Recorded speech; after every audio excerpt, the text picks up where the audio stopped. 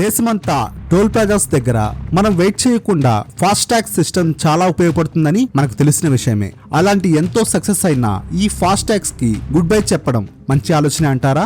మరి fast tags కి good bye చెప్తే నెక్స్ట్ ఏంటి? ఒకవేళ ఆల్టర్నేటివ్ ఉంటే అది ఎలా పనిచేస్తుంది?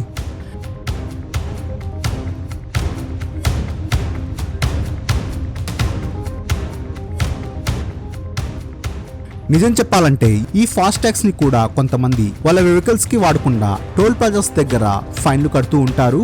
అఫ్ కోర్స్ కొన్నిసార్లు ఇంటెన్షనల్ గా చేసినా, కొన్నిసార్లు వ్యాలెట్ లో మనీ అయిపోవడంతో ఫైన్ తో పాటు డబుల్ అమౌంట్ కడుతుంటారు.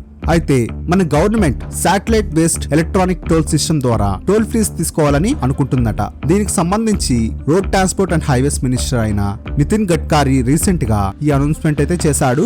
GNSS global navigation satellite system అనే ఈ టెక్నాలజీని యూస్ చేసి టోల్ ఫీజ్ వసూలు చేయాలని ప్లాన్ చేస్తున్నారు. అయితే ఫస్ట్ ఈ టెక్నాలజీని ట్రాన్స్పోర్ట్ వెహికల్స్ కి ఇంప్లిమెంట్ చేయనున్నారు. కార్స్, జీప్స్, వ్యాన్స్ వీటికి దశలవారీగా అమలు చేస్తారంట. అసలు ఈ GNSS టెక్నాలజీ యూస్ చేసి ఎలా టోల్ ఫీజ్ కలెక్ట్ చేస్తారు? ఈ సిస్టమ్ వల్ల మనకి లాభమా నష్టమా?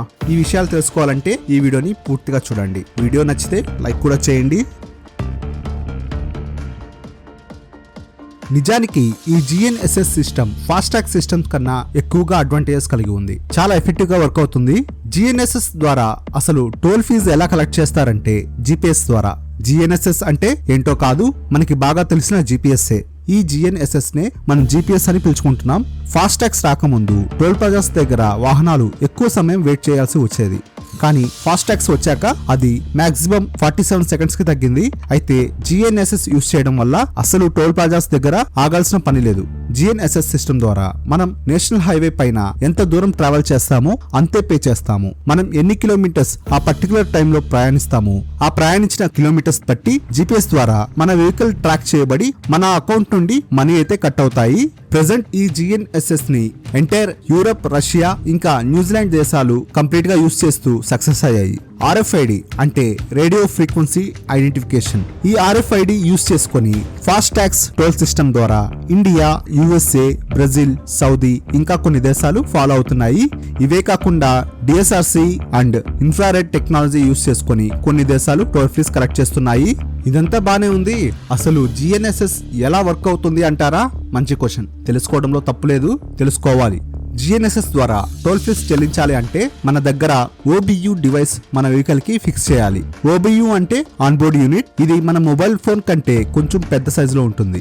ఈ డివైస్ డైరెక్ట్ గా సర్వర్ కి కనెక్ట్ అవుతుంది. అలా కనెక్ట్ అవ్వడం కోసం ఈ సిమ్ ని యూస్ చేసుకుంటుంది. ఒకసారి మన వెహికల్ లో ఫిక్స్ చేసిన తర్వాత ఇక మనం చేయాల్సింది ఏమీ లేదు, అంతా ఆ డివైసే చూసుకుంటుంది.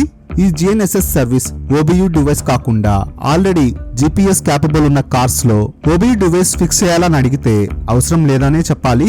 OBU లేకుండా ఈ సర్వీస్ అయితే యూస్ చేసుకోవచ్చు. ఇంకా చెప్పాలంటే మన మొబైల్ ఫోన్ లో కూడా GPS ఉంటుంది కాబట్టి మొబైల్ ఫోన్ యూస్ చేసి కూడా GNSS సర్వీస్ ఉపయోగించుకోవచ్చు. బట్ అలా చేయడం వల్ల చాలా డిసడ్వాంటేజెస్ ఉంటాయి. ఫస్ట్ OBU వాడడం వల్ల అడ్వాంటేజెస్, డిసడ్వాంటేజెస్ ఏంటో తెలుసుకుందాం. అడ్వాంటేజెస్ వచ్చి ఈ OBU డివైస్ చాలా హై అక్యురసీ, చాలా అక్యురేట్ గా హైవేస్ పైన మన పొజిషన్ చూపిస్తుంది. ఇంకా ఇంప్లిమెంట్ చేయడం కూడా చాలా ఈజీ, ఎందుకంటే ఇన్స్టాల్ తర్వాత దాని పది అది చూసుకుంటుంది. ఇక డిసడ్వాంటేజెస్ కి వస్తే ఈ OBU డివైస్ కొంచెం కాస్ట్లీ. ప్రొవైడ్ చేసే వెండర్ కంపెనీ బట్టి కాస్ట్ 1000 రూపాయల నుంచి 7000 వరకు ఉంటుంది. అందుకే కస్టమర్ కొనడానికి కొంచెం ఆలోచిస్తాడు. ఇంకా ఇన్బిల్ట్ GPS సిస్టమ్ ఉన్న కార్స్ లో ఈ GNSS సర్వీస్ అంత అక్యురేట్ గా వర్క్ అవ్వదు. మొబైల్ ఫోన్స్ లో కూడా అంతే. ఈ రోజుల్లో అందరి దగ్గర స్మార్ట్ ఫోన్స్ అయితే ఉన్నాయి కాబట్టి ఈజీగా ఈ సర్వీస్ వాడొచ్చు. బట్ అంత అక్యురేట్ గా వర్క్ అవ్వదు. Some times vehicle position more than 10 meters వ్యత్యాసం కూడా వస్తాయని చెప్పి బీటా టెస్టింగ్ లో తేలింది. సో OBU డివైస్ వాడడమే మంచిదని నిపుణులు అయితే అంటున్నారు.